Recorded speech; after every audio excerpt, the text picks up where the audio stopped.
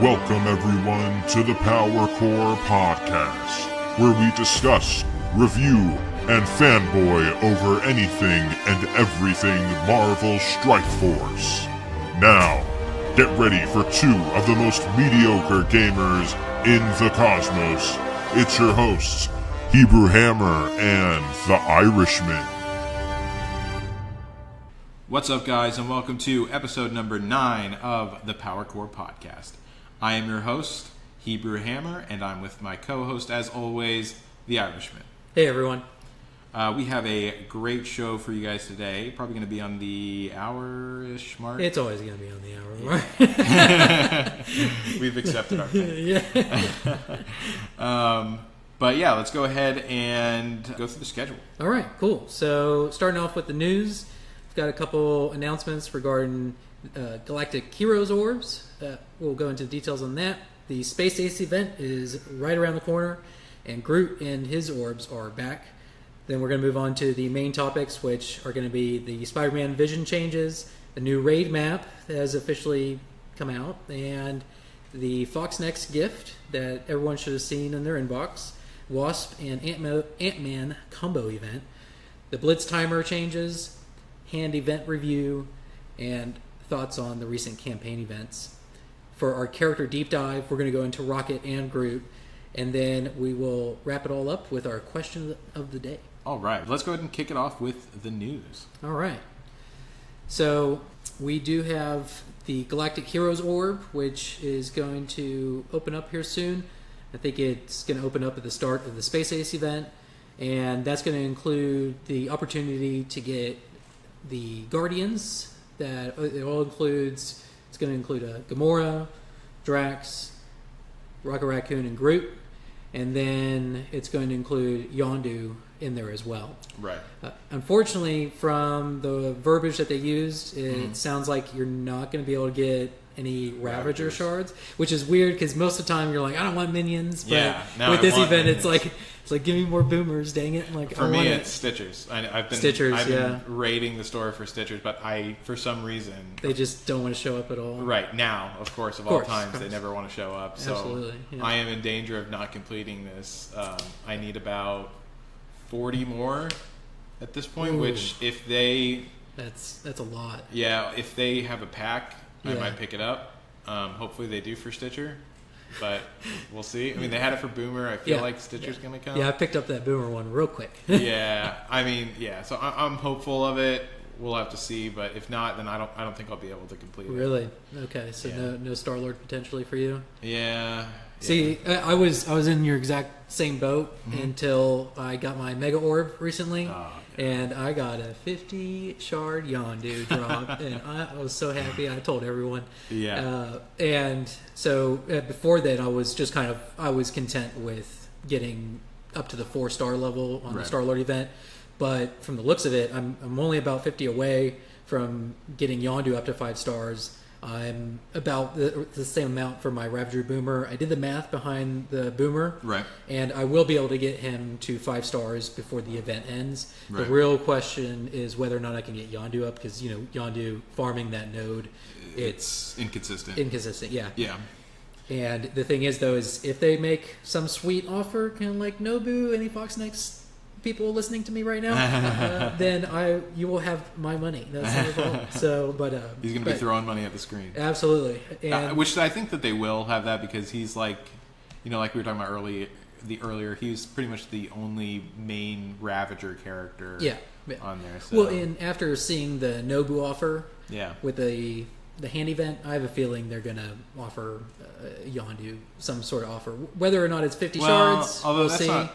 That's kind of a false equivalency, though, because come to think of it, because one's a flash event and the other one's also they're Nobu's like the captain of the hand. This is true. And Guardians event is going to be like Guardians, not necessarily Ravager. Yeah, so if they don't make a Yondu offer to me, then it's going to be cutting it real close. You might have to do some refreshes. They have to do some refreshes, but hopefully, gotta do what you gotta do. Hopefully they come in clutch and give you some sweet drops. But worst case, I can always go in and get a couple of those galactic orbs, and hope for the best. So, yeah, I agree. But yeah, and another announcement is well, let's go ahead and the dates on the Space Ace event is the 12th. So if you're listening today is the 12th. It'll launch. No, today's the 11th. Oh, today's the 11th? Yeah. Oh, yeah. Sorry. Today's the 11th. It will launch tomorrow at 7 p.m. Central Standard Time. Right.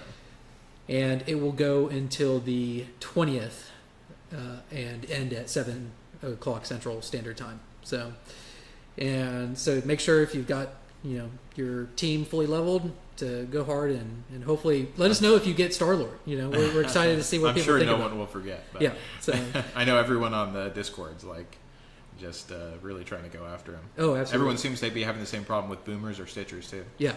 That's what I foresaw the problem with the Stitcher, and that's whenever I was like, yeah, I'm going in on Groot, baby. Here I go. I'm diving in. It was a good call to go for Groot. Yeah, and I got an 80 pull and I got a 50 pull out of it, so I ended up leveling up relatively quickly. So, but yeah. And then just to round out the news, Groot and his orbs are back. So if you do want that opportunity to grab Groot, the orbs are in the store. So. I'm debating getting one or two because I'm going to have him at the end of the event. Mm-hmm. I don't want to get to top 500 in this. I want to get the Mega Orb. Yeah.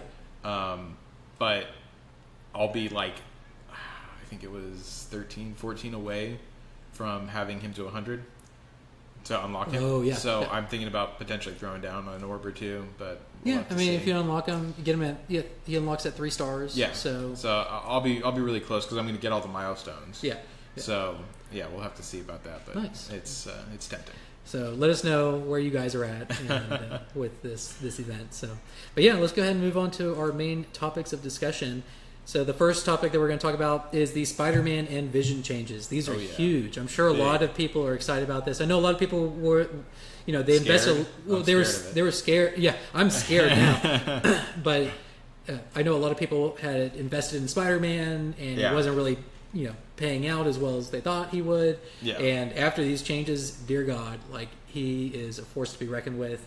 A lot of people are putting him at S on their tier lists, and I don't disagree. Yeah, I don't blame them. And but yeah, let's go into the details of these Spider-Man and Vision changes, and we can talk about them. All right. So, Spider-Man, to kind of just a general overview, Spider-Man's basic attack increased in damage, and he has a higher chance to evade.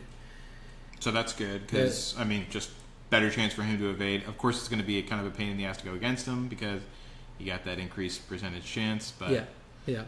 So right now he's sitting at 270% damage, and this is level 7 maxed out.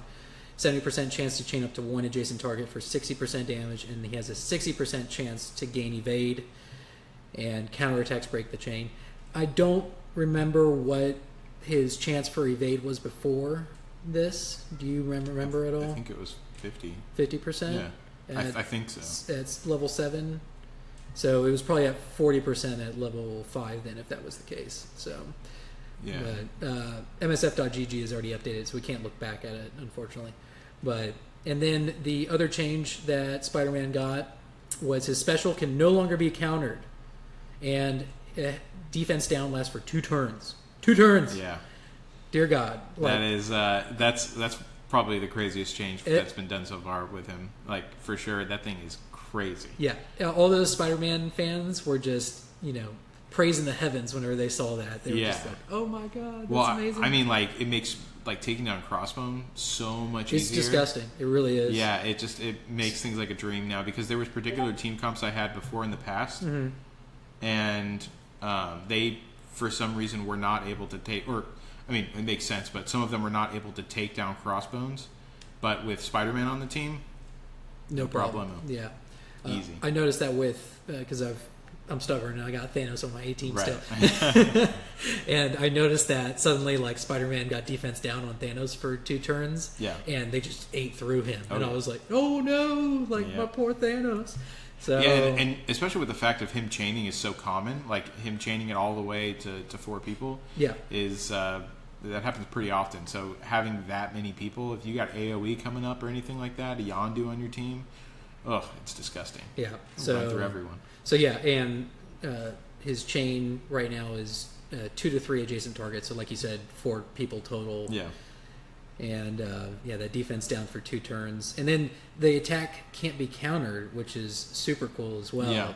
So suddenly you go in and get defense down on all these counters, and they're not going to attack Spider-Man, which was a big problem because that is something that's good is they did not raise his health or his armor or anything like that. So but they did give him that buff, which eliminates another damage source that he was getting before. Yeah. I mean, that's true. And his biggest thing, he did also get some more evade and stuff like that. So, that is something, because that was really my problem with him before, was that he just died too quickly. Mm-hmm. Now he has too good of a kit that I'd risk him dying easily, because as long as I get that defense down, honestly, and there's a good chance of me getting off his ult too, he's worth keeping on my team even if he dies early.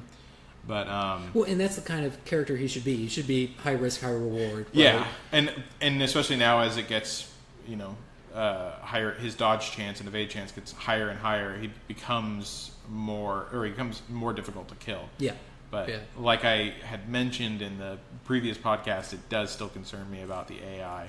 I haven't had too much of a problem with it yet, but I also haven't been up against too many of them. I've been avoiding them like the plague. I don't blame you, because it's just the thought of having to basically have all my attacks be dodged and having to take him out quickly because of his defense down and his ult. Well, and he kind of a pain. Undermines a lot of my team strategies because a lot of them are dependent on AoE defense up or taunts left and right, and suddenly I don't want to taunt and because debuffs half your team. He puts that defense down, and Gamora just eats through me after that. So, but Spider-Man. I would say that's probably the biggest buff for Spider-Man. But his ultimate isn't far behind. So his ultimate applies slow now in addition to the stun. So the stun lasts longer. Right. That's big. Once again, for those high priority targets like Crossbones. Yeah. That you just have to lock down quickly. Or even Yondu. Yeah. Like, you got to lock him down quickly. You can't let him go. I totally get that. Or just keeping certain tanks from taunting again. Yep. There's always a need for it. So that's huge. I mean, if you're a Spider-Man fan and you've had him level it up, man, you are loving life right now. Yeah. Victory is yours. Yeah. And then they did one more buff, and it was to his Spidey Sense, his passive, and it increased his dodge chance ever so slightly. But the big thing is his on dodge, it fills his speed bar by 10%. Oh, that's right. Yeah, that was kind of like a slip in. So I mean that's good. I mean, 10% is not too much, but with the way the AI dodges, that's going to be filled up real quick. Yeah. So let us know what you think of the new Spider-Man. I'm sure everyone really enjoys it. I look forward to his inevitable nerf, and I want to see how he plays out. And I think he's good. Yeah, I think he's in a good spot. Yeah. So this is exciting. But so that leads us to the Vision changes, because Vision got some updates as well, which were direly needed. And I'm not going to lie, Vision is in a really nice spot now. Yeah. Let's go ahead and talk about his passive, or not his passive, his basic ability will apply offense down to all targets he hits and have increased damage. That's pretty big. Yeah.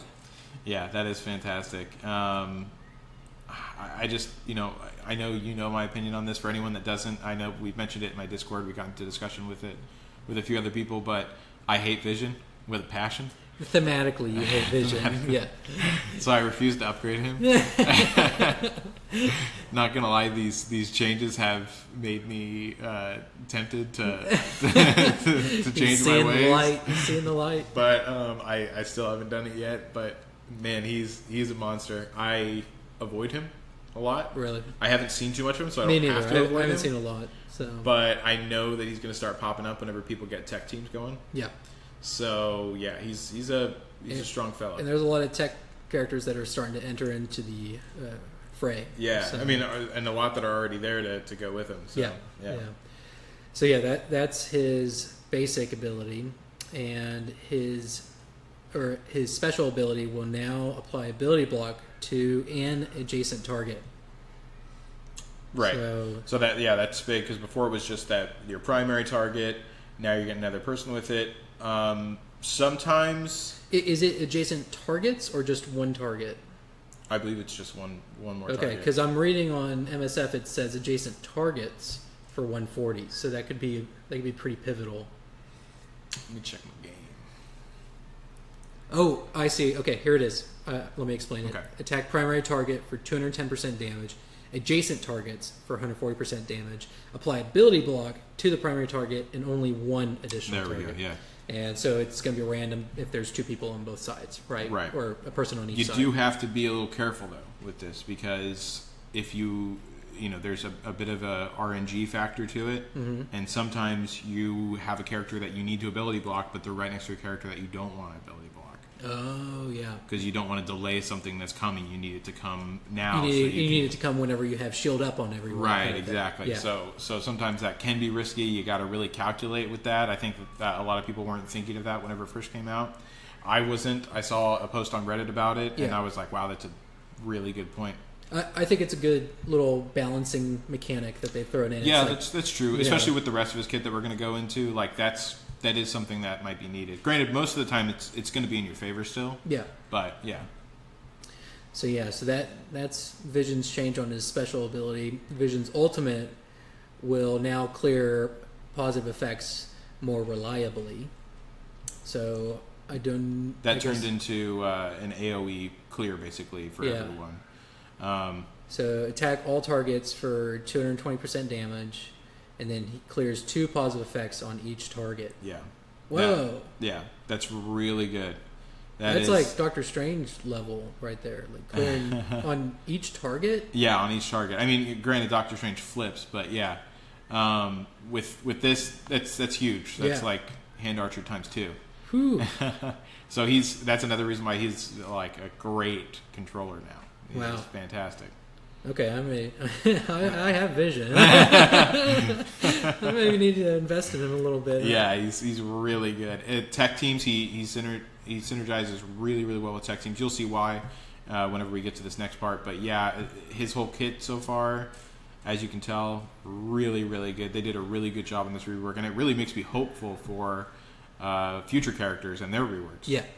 No, this is exciting. So now let's go ahead and wrap it up with his passive. And Vision's passive will now apply defense up to self and tech allies for longer. So I'm reading it right now. It says gain 25% extra dodge chance, gain defense up for 2 turns. Mm-hmm. Oh wow! So he just on this beginning of his turn, he gains defense up for 2 turns. And his tech allies. On spawn, all tech allies gain defense up for 2 turns. Yep. Oh wow! So you run a tech team, you have defense up up 2 turns right away.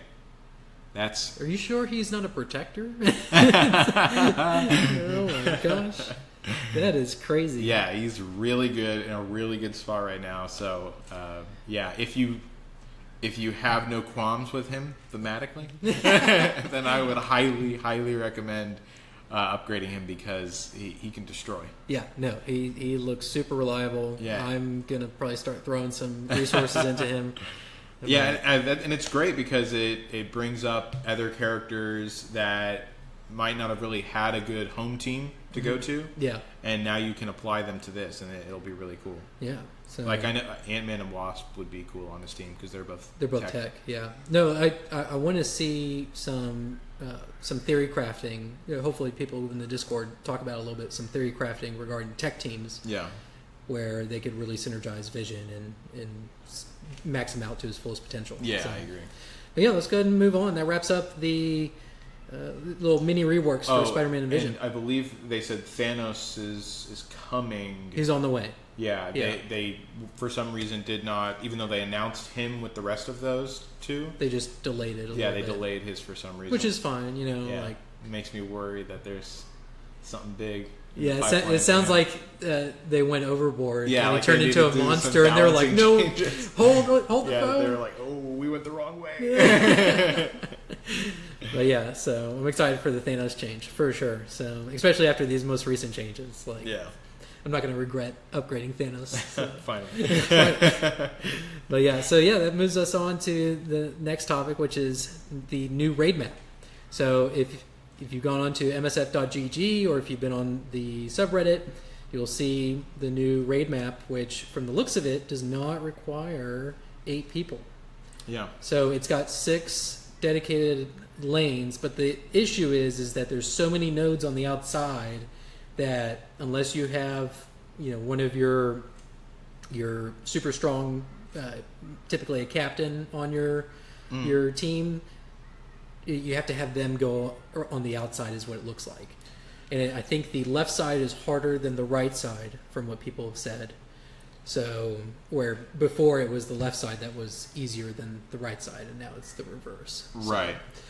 Yeah, no, I'm glad that they are doing a raid map where it doesn't require... I mean, you're still going to need 8 people. You really do. At the beginning, but, it's going to get to the point where, like, the 50 is for us now, where it's just like, we don't need... If we didn't have one extra lane, like, we could do it with 7 people. Yeah. Like, yeah. It wouldn't be a problem. But initially, you're going to need all 8 people to really clear it. So, right. From the looks of it, because it looks a lot more difficult. So.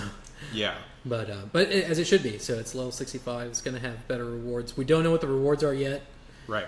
But if you go on our Discord in the raids tab, I did post a picture of what's it called?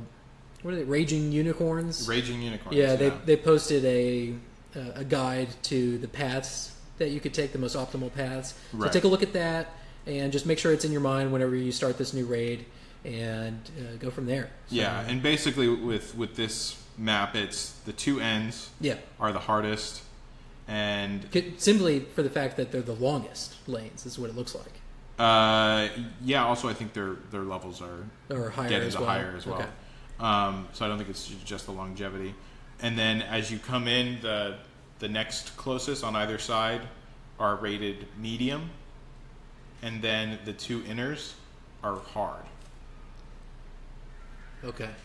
So that gives you a little bit of an idea of what you're looking at. That's actually kind of a clearer picture. Yeah. You should post that in the yeah, Discord. I'm going to in a little bit. Okay, cool. Because, this one really breaks down which one is harder and which one isn't. The other one looks better, but it's not as good. Right, exactly. But so basically, if you're looking for an easier lane to get down, you want to go in the second to the end, basically, on either side. Yeah.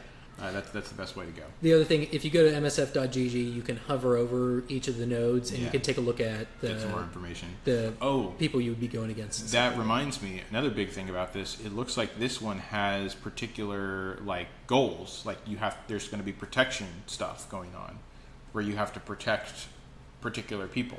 Oh, so it's not campaigns. Just. Oh, it's not just. I don't think. Whenever I looked on MSFGG earlier, I was looking at some of those nodes, and they had specific requirements for them. Interesting. Yeah, so I don't think it's going to be just clear cut like we've seen with the previous ones. All right. So you're going to want to do your research, take a look online, kind of get an idea of what to expect. Yeah. And before you launch the raid, because if you start learning it as you go, kind of thing, you're probably going to botch it pretty bad on the first try. Especially with those protection missions. Yeah. You got to bring in the right comp for that. Absolutely. Because they're always just weak and annoying. Yeah. And you just have to it's like cover they them. Want to die. I know. You just have to cover them with shields and heals the whole game. Just throw out 5 taunts, I mean, usually that is a good strategy. Bring in tanks and a healer or 2 healers, whatever. You just need to protect those 4 rounds. Yeah, exactly. Get the rounds down. It's a waiting game. And then also another big thing is it's the debut of Ultimus in the raid. That's right. So he's difficult. Yeah. Surprise, surprise. Who would have thought? So that's going to be. I'm honestly excited to be fighting against him again. The last time I fought him was in the campaign. I forgot which node it was. Mm-hmm. I think it was in the villains campaign. It's I remember that. Yeah. Oh my god. I'm glad I never have to think about it again. I never want to go back to that node again. Now it wouldn't be as difficult, but it was that was nuts whenever it happened. That was.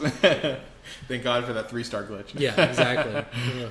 But yeah, so really excited for this to come out. Really excited to see what the rewards are, like you had mentioned earlier. We know that there's going to be the new tier for ability mats. Yes. And there's the orange ability mats. So that's going to be cool to get into. Yeah. More purple drops. More purple drops, yeah. We don't know if they're going to include blues yet or not. I'm praying that they do, but it's not going to surprise me if they don't. Right. But yeah, I have a feeling there's going to be backlash if they don't put it in eventually. Like 2 months down the line, suddenly people are out of blues and they're going, "Oh crap, I can't upgrade my new guy."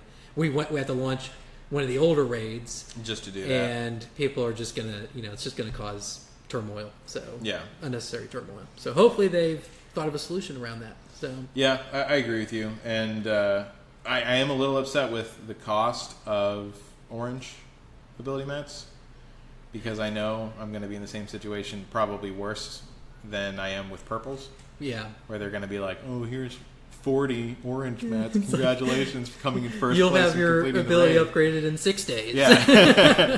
Thanks. Thanks, I guess. So, that's a little annoying. But it also is like, you don't have that many abilities to upgrade with it. So you can kind of take your time with it. Yeah. But it's still, it's going to be an inevitability that it's going to be a drain on you. So... Yep, that's the nature of the beast. So. Exactly. But yeah, so do you have anything else to... No, that pretty much does it for the raids. Yeah. Okay, cool. Now the next topic is, and I'm sure a lot of you guys saw that in your inbox. I know I saw it immediately. There was a gift regarding a technical difficulty. Yeah. And I think what it's referencing is the 42% problem. Yeah, that's what a lot of people are theorizing. Which, I'll be honest, if I had the 42% problem, I don't think this would suffice as a gift. But for all the people that didn't have to experience that, like... Great! Like you and me, we loved it.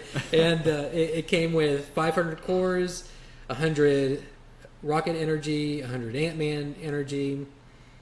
There was 2,000 gold fragments and 2,000 Ant-Man fragments. So just a free Ant-Man drop, which is pretty cool. And I'm kind of applying this to, considering it was so vague, I'm kind of applying this as a Band-Aid for anything that's ever upset me in this game. And I'm like, this is them apologizing for that. Yeah, this is the new expectation. This is their quote-unquote technical difficulty that they're speaking of. Exactly.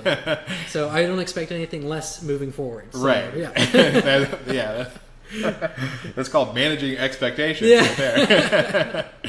But I kind of look at it as just a general, like, hey, we know that the drop rates weren't quite what you wanted with Ant-Man. Here's some compensation. Obviously it isn't too terribly much, but whenever it comes to the Ant-Man portion of it, we got, I think, basically one free Ant-Man orb and more energy. 100 Ant-Man energy. So not terrible, but... It's not going to... If people are missing multiple days, that's not going to cut it. So. For the 42%, honestly, I agree with you. It's not really enough. I think that if you did search for it, I don't know 100% because I wasn't one of the people that was looking for this. But I know I would have been frantically looking for the answer to fix it. But, I think that it wouldn't have been enough for me personally. I would have been very upset. I also would have complained to them. Yeah, so they were probably, or hopefully people were complaining to them and they were giving them stuff to supplement them in the meantime. And this was just kind of like the cherry on top for them. Yeah, because honestly, my experience with customer service has been fantastic so far. Anytime that anything, and I even kind of use it to my advantage a little bit sometimes. But anytime they probably know you by name. Yeah. Anytime anything upsets me or is actually wrong. Yeah. I will complain, and they will always compensate me. I always mention, I'm like, hey, I get it. There's a lot of stuff going on, but this happened. I lost these cores basically because of this, and it was worded vaguely, or more specifically, the most recent example was whenever they had a little glitch in the system for Ant-Man, and the drops were doubled. It looked like they were doubled, but in reality, they were not. Yeah. And so I was like, I just dropped 200 cores on refreshes, on energy refreshes for these, and I didn't get the double drops that were mentioned. So I want my cores back. And they were like, all right. No, okay. There you go. Cool.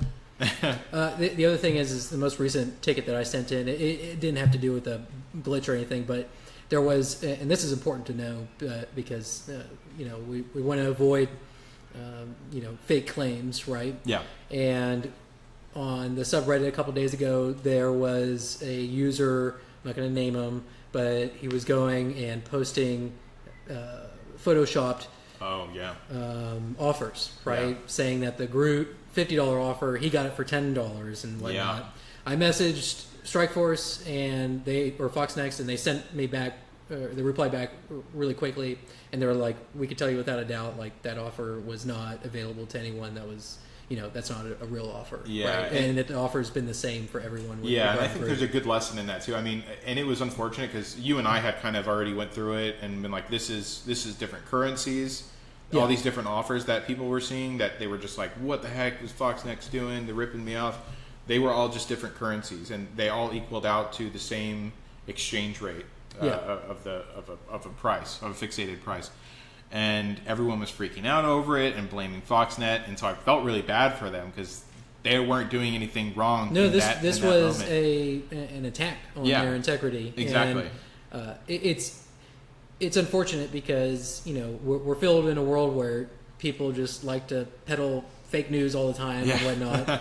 But it's important for us to remain calm and check our sources. And I reached out directly and I was like, hey, is this real or is this fake? And they were like, this is fake. Like, do not worry. And I was like, sometimes they can give you a little bit of a generic response, but I noticed not only from you but from some other posts, they also got the same response.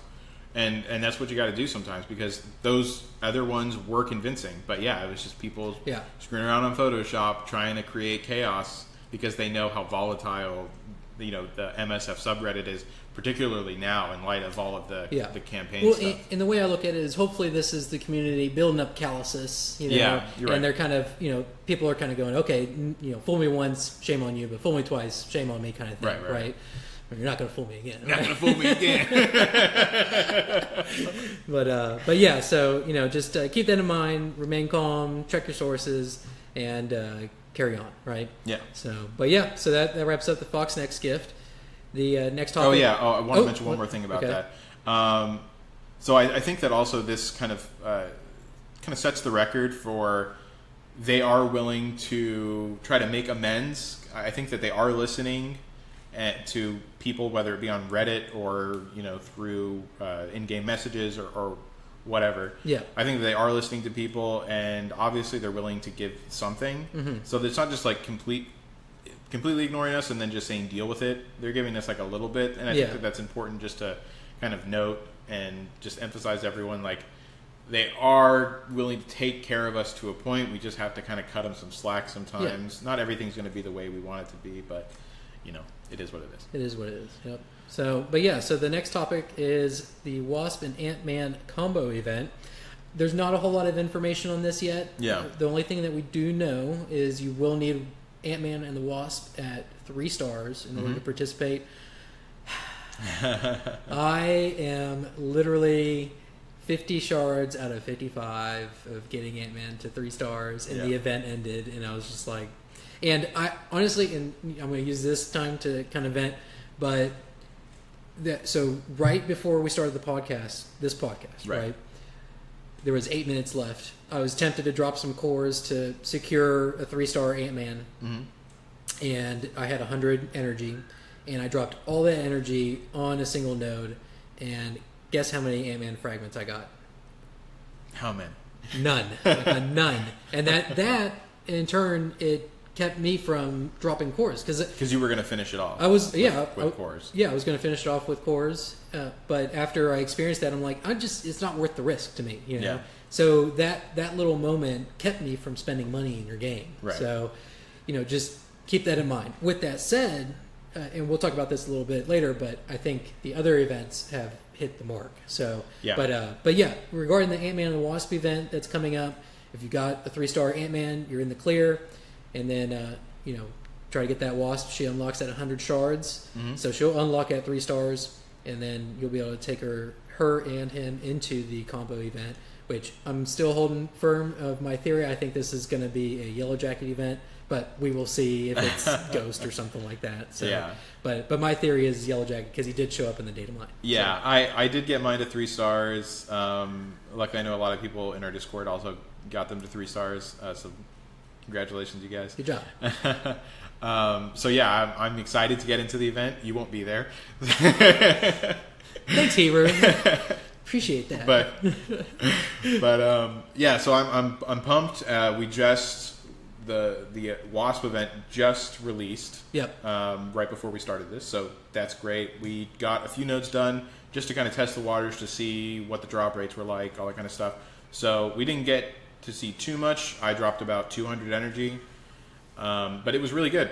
It seemed to be pretty much exactly what the Rocket event was, Yeah. and you pointed out that there was more items. We've only seen a few nodes so far. Oh, I know. I've looked at the most recent 3, or the 3 that I've completed already, and they all have more purple items available. Right. So yeah, So it looks like this more event, items. Yeah. you're gonna just not even for the Wasp, you're gonna want to drop cores just to get items. Yeah. So this is. It feels like this most recent event is them kind of kissing and making up for Ant-Man because looking at those items, I was just like, oh my god. Yeah, well, so I many. think that it is a little bit of a all right. We got to balance as we go kind of thing. This is what we did wrong on the first one. Yeah. Let's fix this. Okay, this is what we did wrong on the second one. What can we tweak here? So I think that we're only seeing improvements every single time. Hopefully, it'll kind of solidify in my mind that they were really paying attention and were editing things. Yeah. If whenever the Ant-Man comes back, and it's back to 50, like it goes in the same direction as Rocket did and everything like that. Yeah, I hope so. Yeah, which I genuinely do because it really does feel better. And I think overall you do get more because it's just more consistent. It's those dopamine shots, man. Yeah. I mean, you're probably ending up, like we mentioned in the last podcast, you're probably going to end up around where you would have anyways, but it does absolutely feel better. It feels better, yeah. So, but yeah, and my thoughts on the most recent event, I feel like they missed the mark with Ant-Man. I was not pleased with it. I lost the hype for Ant-Man, right? Yeah. We had a whole debate about it. Yeah. But when they launched Rocket, and he was consistently dropping at least 4 out of 5 times, and I was just like, oh, this is so much better, Yeah, right? it's certainly more relaxing. Yeah. Way more relaxing. It was not near as stressful. I wasn't texting Hebrew. I'm like, it happened again. But yeah, no, Rocket event. I did core out for Rocket. I've got him. No big deal. 3 stars. I'm 10 away right now. 10 away. Yeah. So you're behind me. Yeah, so, but I'll okay, get there. Cool. I'll get there. But and then with the Wasp event, I think this is them just slam dunking right now. This is the grand slam. Yeah, I like it. It is awesome. I love that. Like they hit like a real sweet spot because the drop rate is good. It's satisfying, but then they gave us all those items on top of it, all this purple gear. I'm just like, oh man, like you guys are just, you guys are getting cozy with like me Christmas. now. It really is, like it feels great. So those are my thoughts on the most recent campaign events. Yeah, and we know that not everyone likes this form of event, the campaign events. I personally enjoy them. I don't want every event to be like this. Yeah. I also like the raid one. In fact, kind of right now I'm missing the raid ones a little bit because I'm a little... Well, I will say the Thanos raid right now has just gotten monotonous. Oh yeah, I honestly just forgot that existed. Yeah, for a second, it's so miserable. We're in a top 100 guild or alliance rather, and we have people that aren't not even getting in, and we are like one of the most stringent alliances out there. The second you don't do anything, we will be arguing. And the captains are just like, yeah, we understand. Yeah, for Thanos, everyone's just like, whatever, man, do what you can. So hopefully, I mean, we always 60% it still, but it's just so we're like, whatever. Yeah. So, but yeah, those are our thoughts on the most recent events. But yeah, so let's go and move on to the next topic. Mm-hmm. So the next topic is the Blitz timer and with the changes that took place. I think the main thing that happened was the 2-hour refresh times on people's teams. It doesn't refresh, of course, the cost of the Blitz charges, right? But it does give you that free, one time every 2 hours on each of your teams. Right. So that's huge. I know a lot of people are hitting all their milestones now, which is great. On the same time or the same note, I have a feeling that the rankings are going to go up, so it's going to get harder and harder to get into that top 500.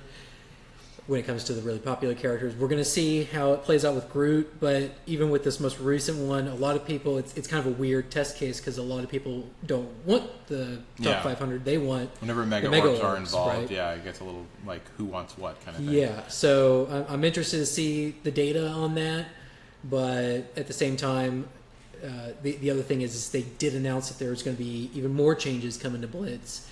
A recent data mine did discuss how there was tie-ins with star levels. Right.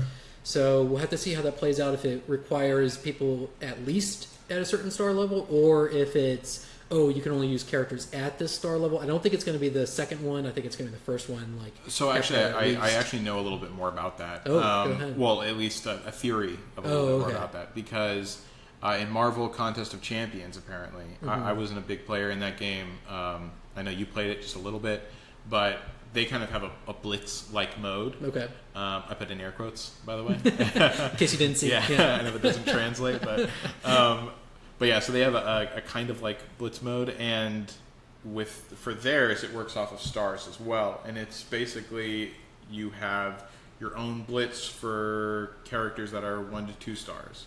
Own Blitz for characters that are 3 to 4 star, and so on and so forth.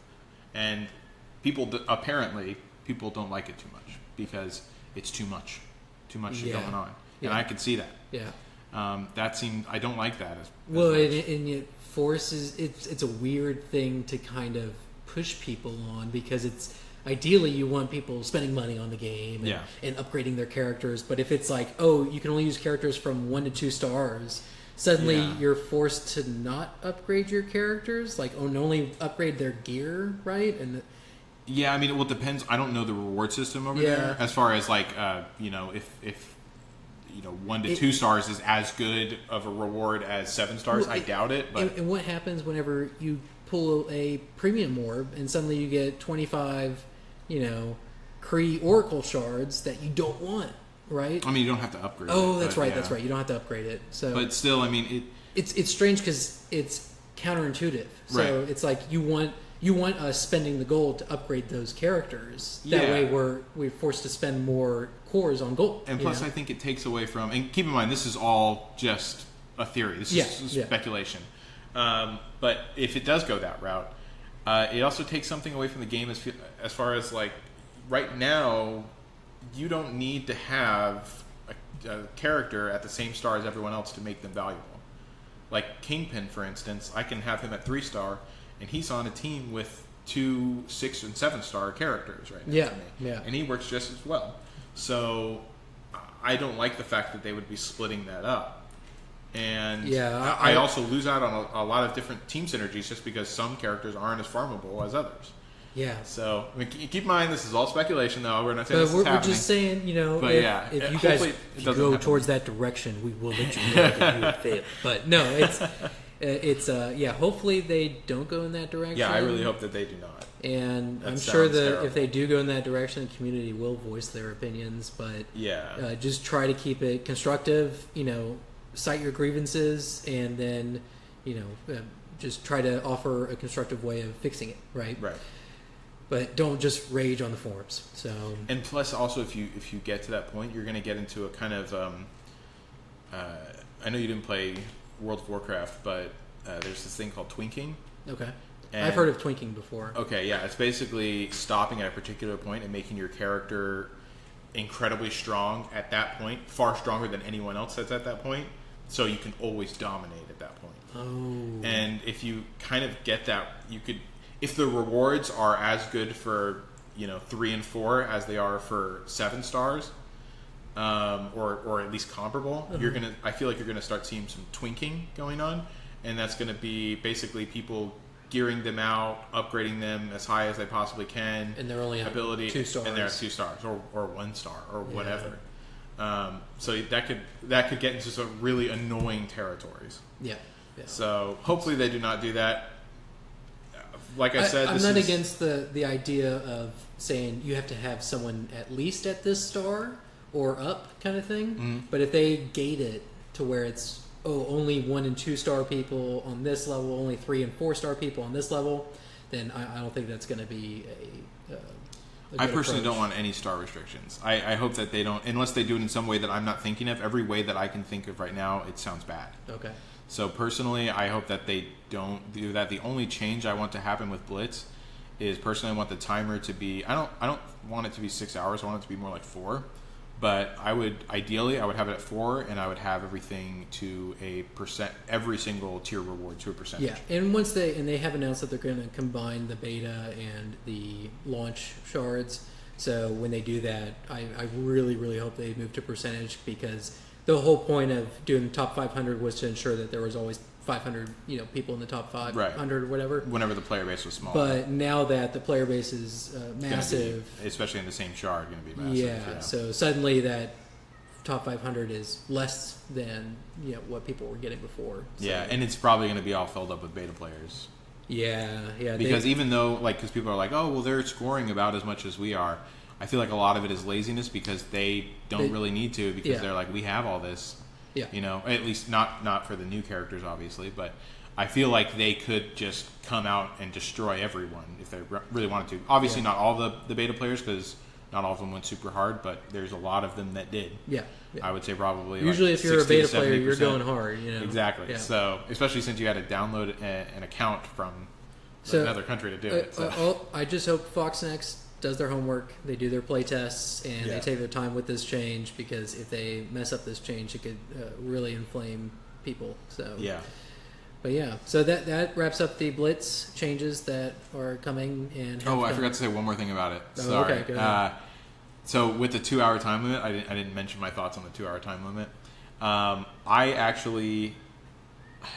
like it, and then I don't like it. I don't like it because now if I want to get up really high, I have to put in a lot of effort. I have to put in those alarms and everything like that. And you can't sleep at night. So. Yeah, you can't. It's pretty much that's the case. Like, you aren't going to be able to sleep at night.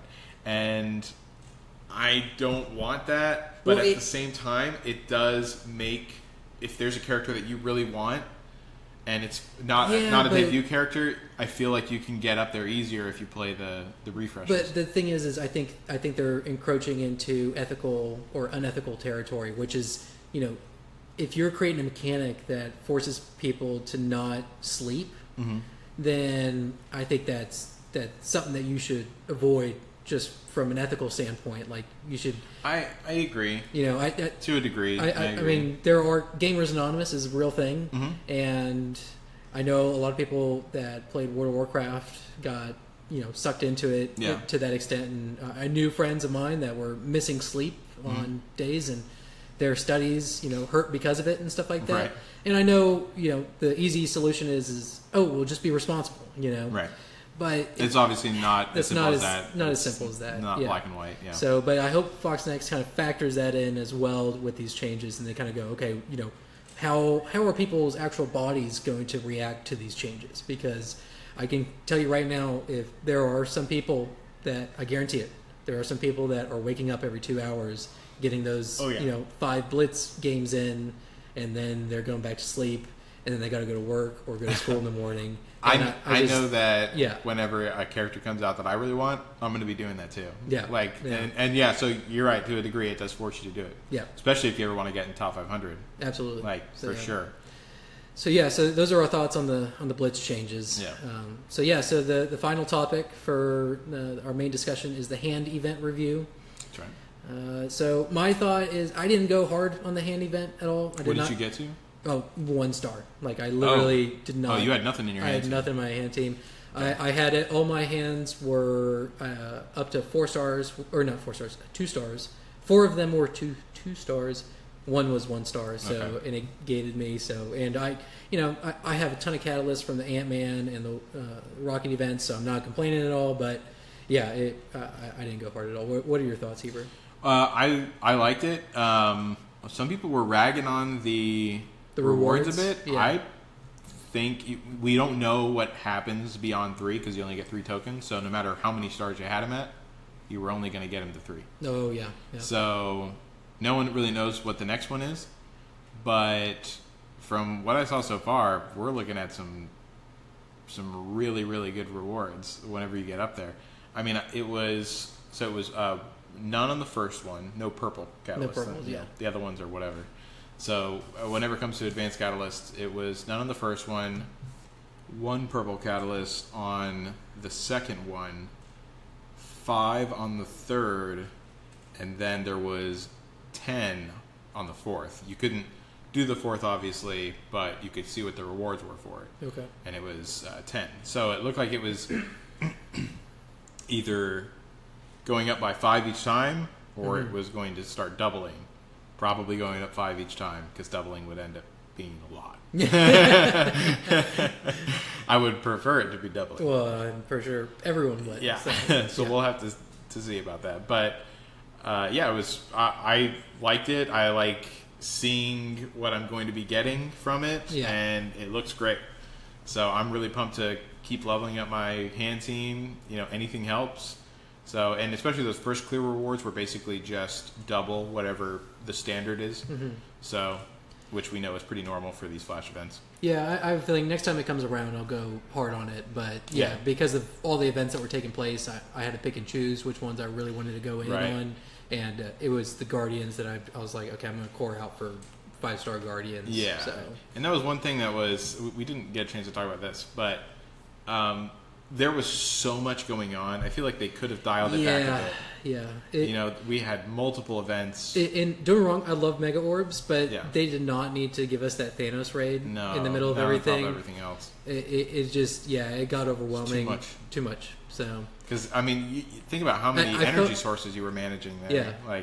I felt like a little kid who just ate all his Halloween candy. And I'm just like, oh, my stomach hurts. But I know I'm going to be missing all of that. Not all of it, but a lot of that stuff that we had. Because I'm used to so many energy pools. And I know that, this has become normal now as far as getting so much gold, especially. Gold, gear. I'm swimming in gold all the time now. Gear, and whenever I go back down to normal, I'm just going to be like, oh my god, this is what it was before. Yeah. So, but I'm excited about the hand event. It's going to be around, many times. So, don't feel like you missed out on anything. It will be back. Yeah. So. And the rewards do seem really good, pretty solid for whenever we get up there. They look like they got good payouts. Yeah. So that wraps up all our main topics. That's going to lead us into our character deep dive, which is featuring Rocket and Groot. So I'm sure people that have been listening for the last couple podcasts, they know how excited I am about these two guys.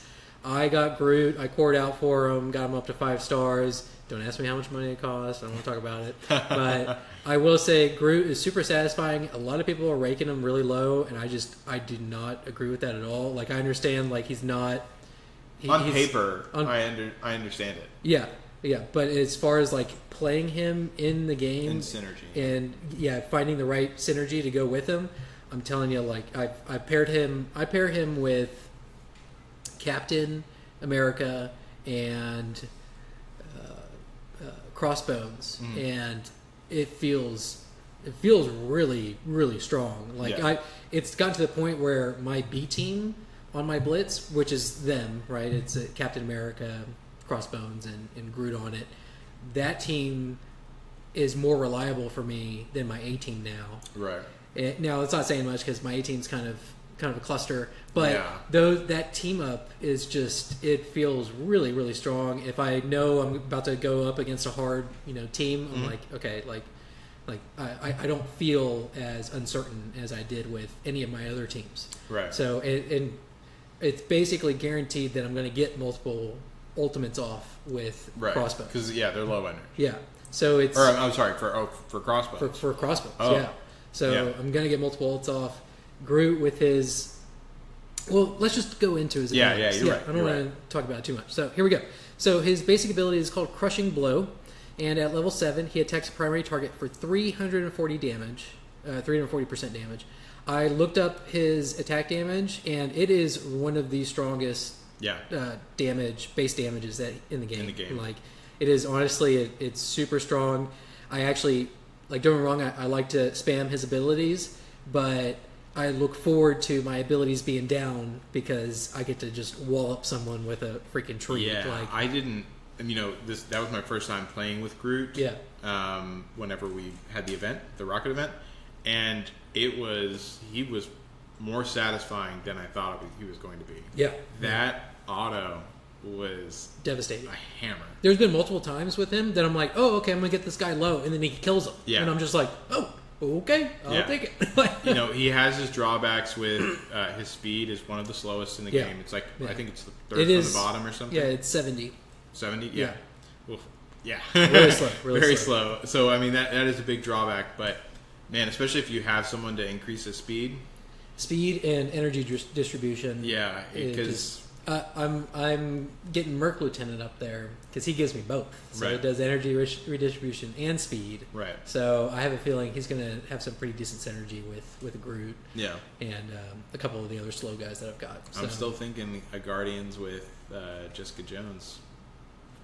I don't doubt it. I think it'd be really solid, especially with all the energy distribution that she has. Yeah, and so much energy and she has the dispel. Yeah, that's what the Guardians team is missing. Yep.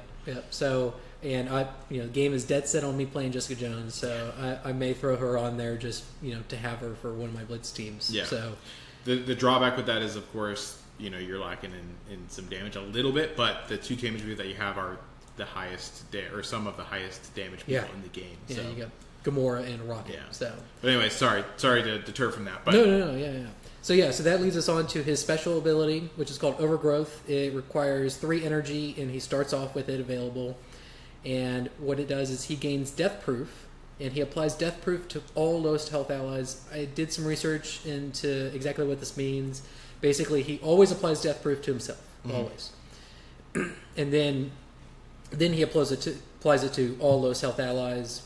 I don't know why it says lowest. That doesn't matter. Yeah, he applies it to all allies, including minions, which can be massive. Yeah. Especially if you've got a Kingpin team. or Yondu on your team. Suddenly, those minions are staying alive one more turn. So, and I did look up his level 7 on that, which is going to be a big deal.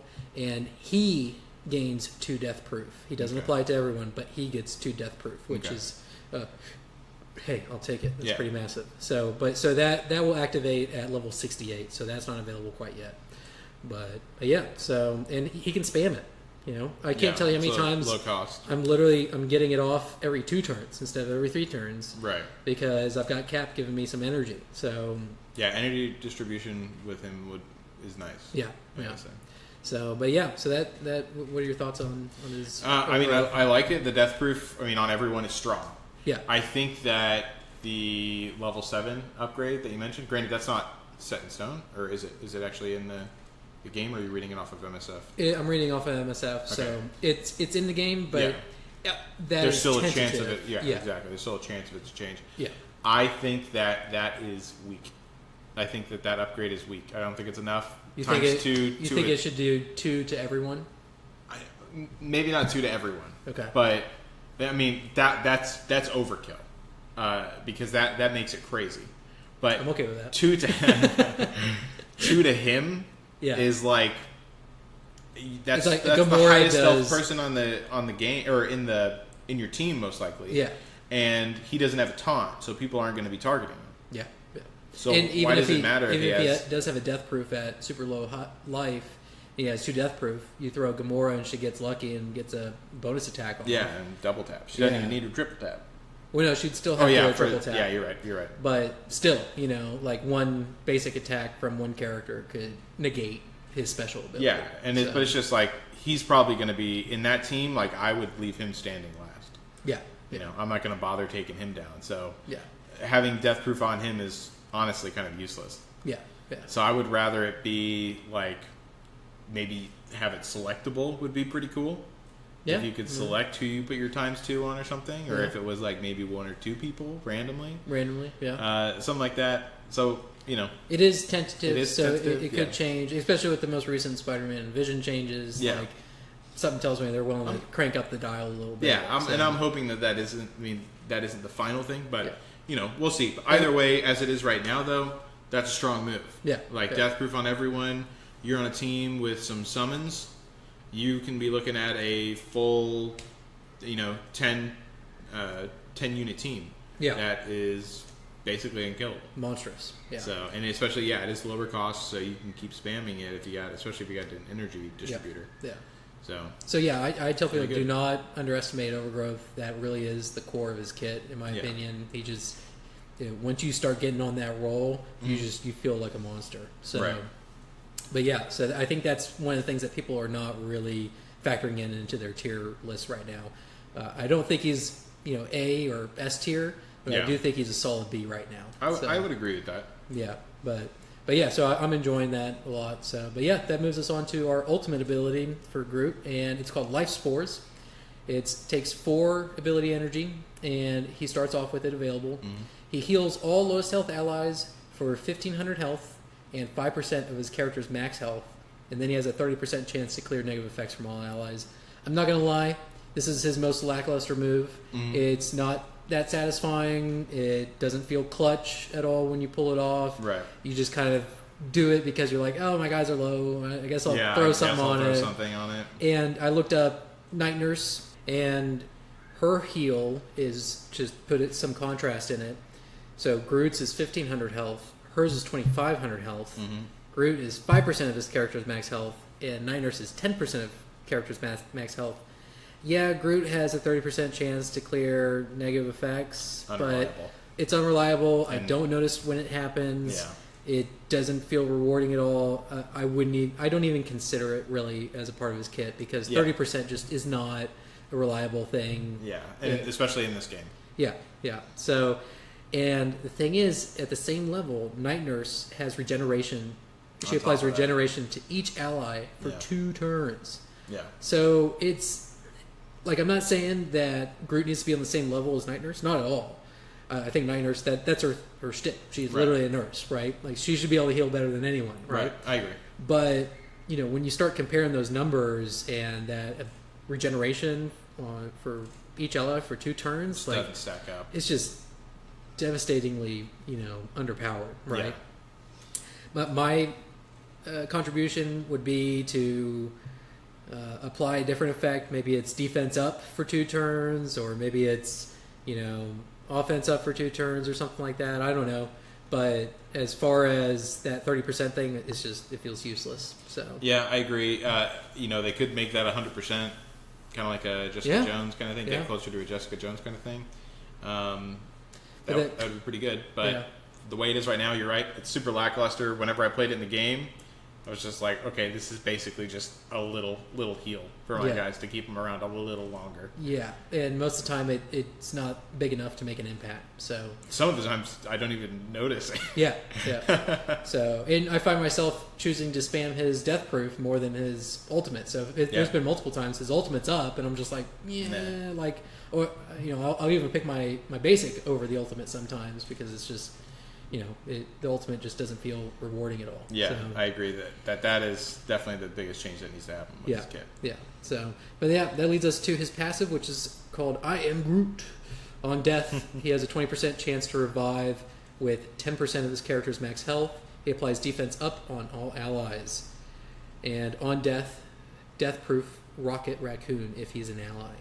So, it's not clear, but from what I've read, he applies defense up on all allies when he dies, not when he revives. Right.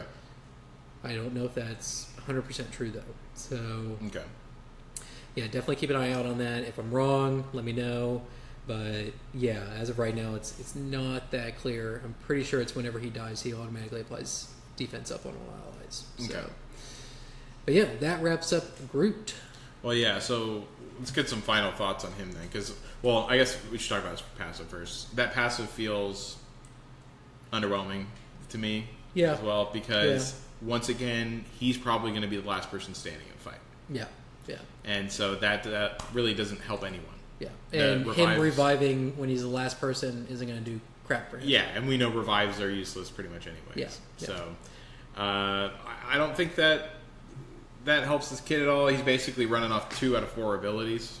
Yeah. In my mind, which is why he's ranked low, and which is why I would say those 2 abilities that he has are really good, and so because of that, I would say he gets maybe low B, I guess, borderline C.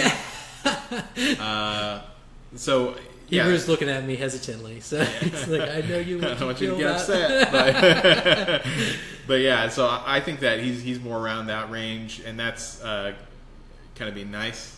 I think to him. Yeah. But the redeeming quality is his synergy with Rocket Raccoon, which we'll get into in a second. But alone, he's definitely pretty lackluster. I wouldn't run him. I know that you are, and a lot of the times you are for experimenting. Yeah. I think. Yeah. But I think running him alone is probably a mistake for any team that you're really trying to be competitive with. Mm. But with Rocket Raccoon, things do change for him. I really think he does need an upgrade on those two abilities, and hopefully he gets them. Balance changes. Yeah. But the way he is right now, lackluster alone. Anyways, so yeah, let's move on to Rocket Mr. Raccoon. Mr. Raccoon, Trash Panda. Trash Panda. There we go. So Rabbit. All right, so Rocket, he's a hero, he's cosmic, he's tech, that's important to remember, and he's a blaster. I forgot to say with Groot, Groot is a hero, cosmic, bio, support in Guardians of the Galaxy. Yeah. Of course, Rocket's a guardian as well. Rocket's basic ability is called Rocket Rifle. He attacks a primary target for 180% damage, and adjacent targets for 150% damage, and he has a 15% crit chance. So that's a pretty solid basic attack. It's nothing to scoff at. At the same time, it's not single target damage, so it's not doing near as much damage as some other blasters are doing on their single target. Still does pretty good damage. But for hitting 3 people, or if you have a bunch of minions out, you're hitting potentially up to 4 or 5 characters with this. It's pretty awesome. So, in that 15% crit chance, you pair him with a Gamora that has 15% crit chance. Suddenly, you have 30% crit chance on that. It's nothing to complain about. Yeah, so, stack up quick. Yeah, it's very solid. So, but yeah, I haven't gotten a chance to really dive into Rocket. I just got him literally yesterday. Right. And I've been ranking him up so I can put him on the same team as Groot. I've already got Groot ranked up to about 17, 18K. Mm-hmm. So I'm going to get him up there, and then I'll be able to speak more on their synergy and how it works right now. But as of right now, we're kind of running off what happened in the game exactly. or in that campaign. Yeah. So yeah. But yeah, any thoughts on his basic ability? I think it's a good, solid ability. I like how with the blasters they kind of change up, from character to character. It's not straightforward. Some autos for some of the blasters are kind of straightforward, but you got like Korath who applies a slow with his. You got Thor that's just straight damage. Mm-hmm. Then you have Cable. Cable. I guess he's also straight damage. Yeah. You have Rocket that's applying it to adjacent targets. So you get a little mix and match. Yeah. Yeah. It needs to be diversified. So yeah, offer a little bit different. In every blaster, but yeah. And with that crit chance, like it really does. It starts to stack up. That thing can hurt. I'm really excited to see him on the same team as Gamora. Yeah. Which I will be doing a full Guardians team, hopefully by the end of the event. So I'll let you guys know exactly how I feel about it. I think you already know the answer about what I'm going to say about it, but I'll be able to speak more from a strong standpoint. So yeah. But yeah, so that moves us on to his special ability, which is called Pretty Good Plan. It requires 3 ability energy, and he starts off with it right away. He attacks a primary target for 310% damage, and he has a 50% chance to gain assist from a random ally. If Groot is your ally, you also gain an assist from Groot, no matter what. And this ability applies taunt to Groot for 1 turn. So, give and take.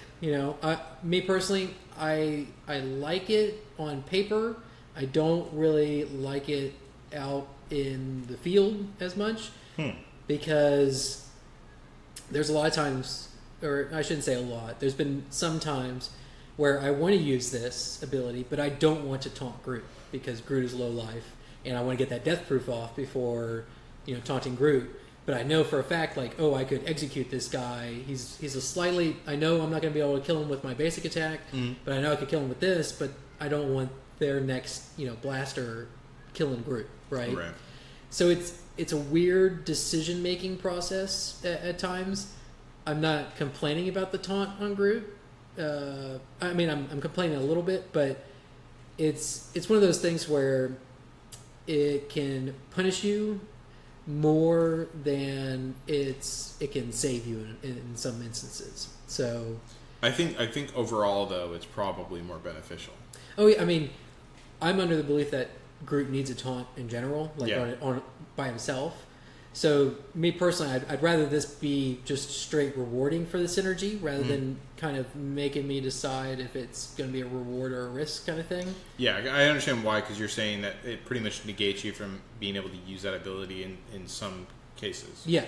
Rare as they may be. Yeah. And already, we know Groot is not on the same level as a lot of supports out there. Yeah. So, it's a weird kind of decision. I don't find it exactly a rewarding decision to make at times, but by Rocket by himself, tons of damage, 310% damage. Rocket has the highest base damage in the game from what I've been able to find.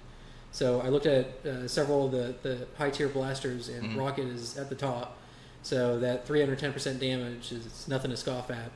And getting those assists from allies with Groot, if you've got a Groot that's doing 330% on his basic attack, right? That's half that damage just from an assist, right? Right. So it's that's kind of where his, or I shouldn't say where it is, but that's where a lot of his damage is, and a lot of his synergy with Groot. So yeah, I think that overall, I think this is a pretty good ability. It makes, in my eyes, Groot a little more useful because I think most of the time you're going to come out ahead with getting that taunt off, and it's keep everyone away from Rocket so he can do damage. Yeah. Is the name of the game. And Rocket is squishy. Yes, he is very squishy. Yeah. So I like this ability, having that extra damage from Groot, just like you said. A lot of extra damage because he hits like a hammer. Yeah. And then that's along with a potential other assist, right? So you could be getting 2 assists on that, 1 guaranteed if you have Groot. Yeah. So that's a good amount of damage, and you get some utility with it. I like it. Yeah. So, but yeah, that wraps up his special ability. Pretty good plan. Let's go ahead and move on to his ultimate, which is called Maximum Damage.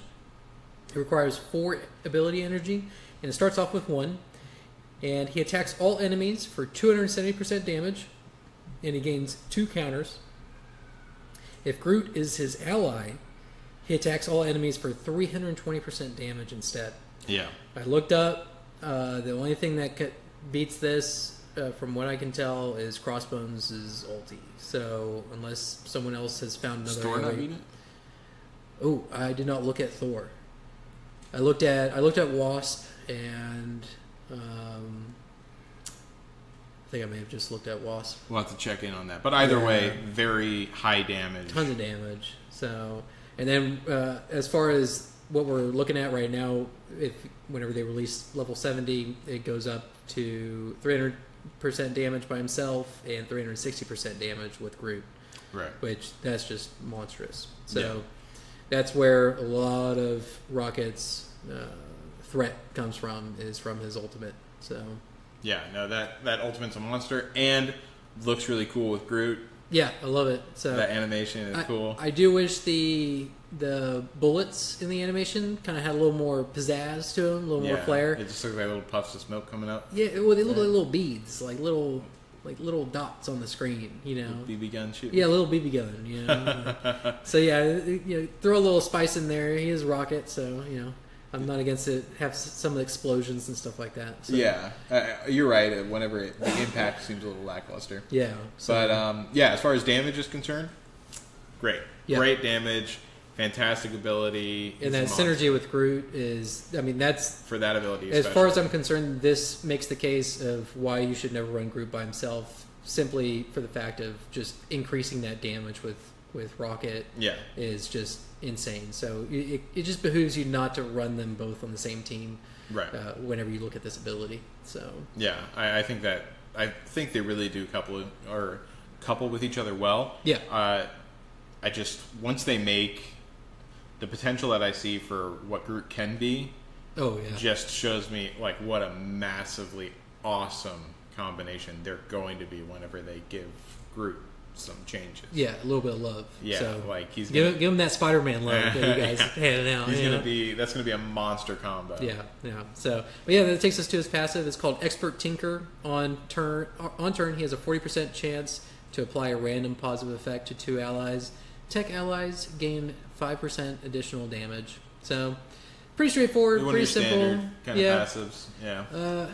I'm not sure I really like the whole tech allies thing. I'd rather it just be Guardians allies, but I guess that would probably take a lot of guys over the top potentially. But yeah, I see, because he is a tech guy, I see it, that synergy. But yeah, no, it's especially applying random positive effect to 2 allies.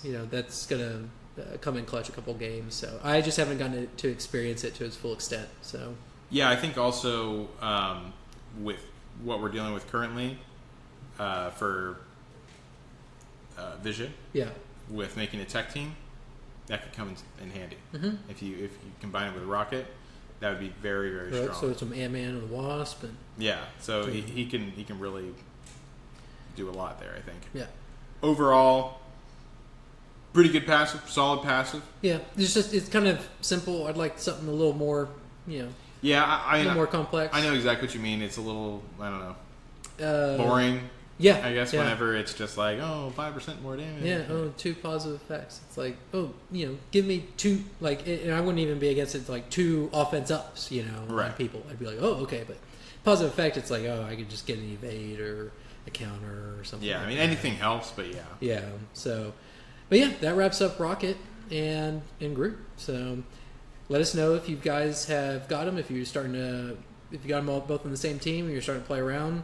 I will let you guys know next week as far as how I enjoy the combo, and if you're on our Discord, I'll be happy to talk to you about it and tell you whether or not it's worth investing in. I definitely think it's worth putting these guys on a maybe a C or a B team. I don't know. I don't think it's really worth A team right now. I am going to get them up to my A team just because I promised to experiment with them and I want to exploit them to their fullest potential. Right.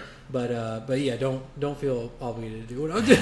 So, I'm willing to experiment. So, but he'll be our guinea pig. Yeah. I'll make the sacrifice. So. But yeah, so that takes us to our question of the day. And this question comes from one of our community members on our Discord. It goes by the name, creative name. I love that name. It's so creative. But he says, or he asks, so do you feel compelled to run a theme team, i.e. Avengers, Mystic, etc., or does it not bother you to run a bunch of random characters as long as they work well together? If you run a random team, do you have a thematically shameful team? For example, a mixed team of Hydra and S.H.I.E.L.D. What are your thoughts, Hebrew? So, for me, I think I never have a problem running mix and match teams just because I go with synergies that I see from characters, whoever they may be. Thematically, I feel like, that being said, because I don't mind, it doesn't bother me personally that it doesn't fit thematically. However, in this game, I feel like it does fit thematically because in the storyline of this game, it's basically everyone on Earth versus everyone else that Ultimus has collected so far. Yeah. So it's all copies of everyone else.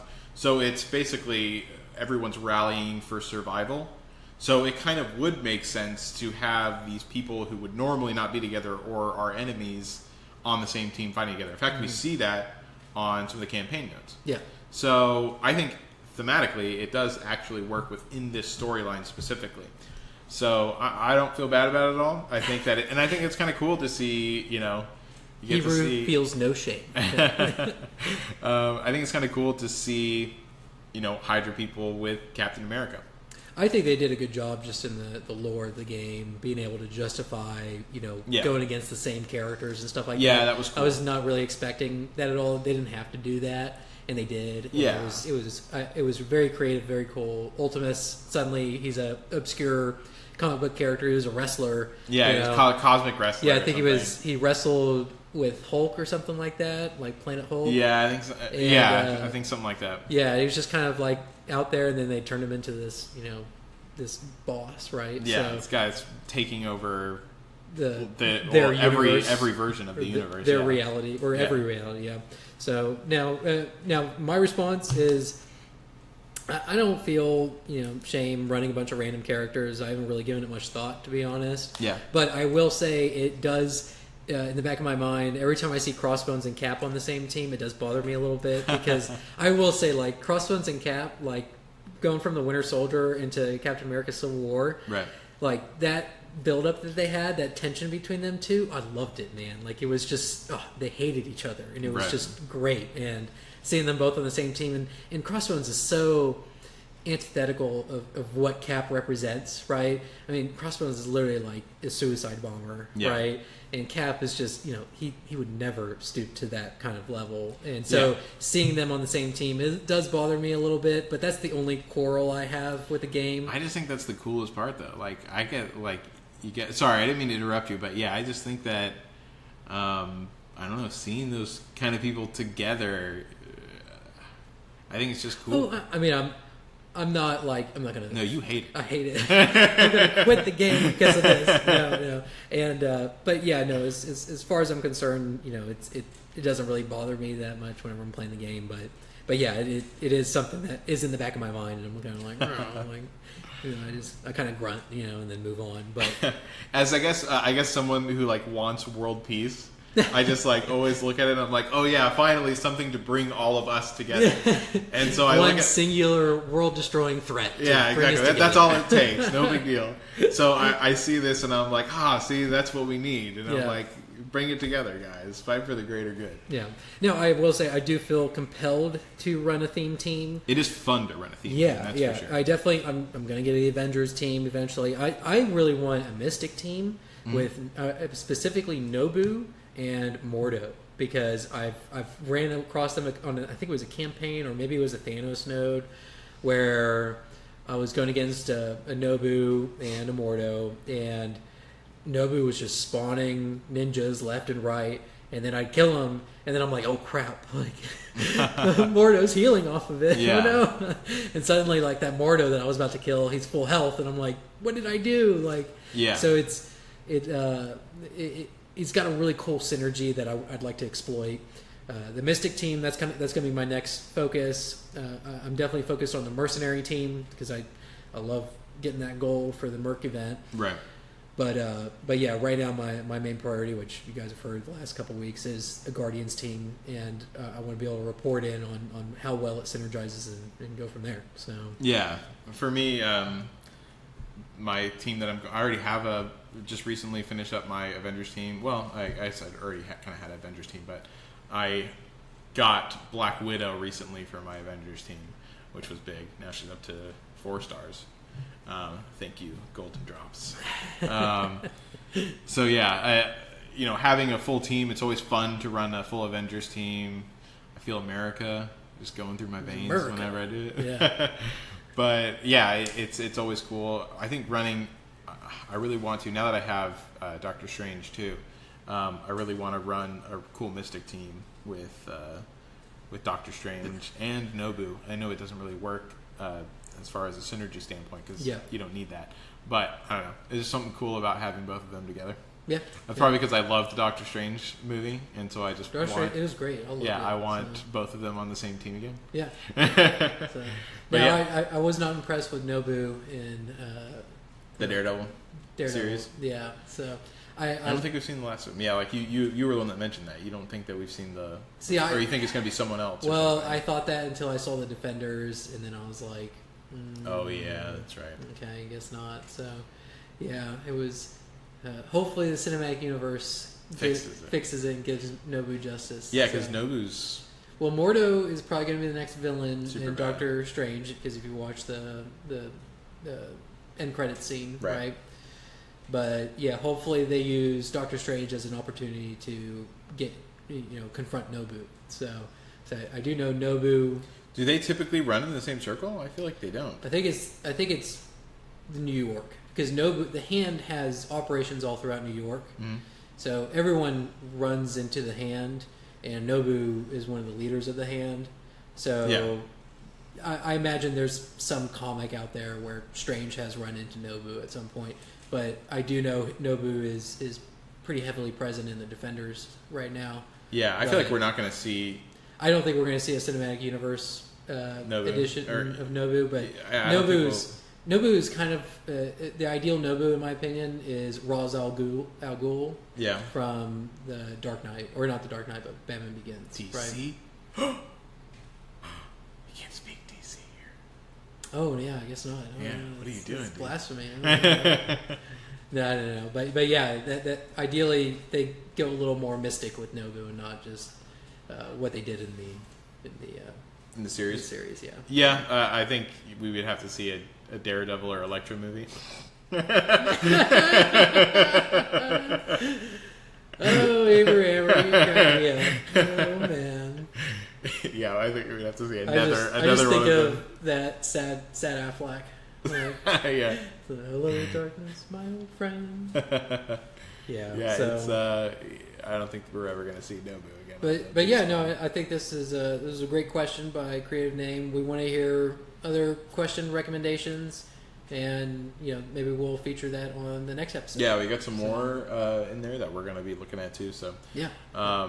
We may reward some questions or whatnot. Don't take it personally, okay? So. Oh yeah. Yeah, but we do what we can. We do ones that we can elaborate on, like a good bit. Yeah, so. That's typically it.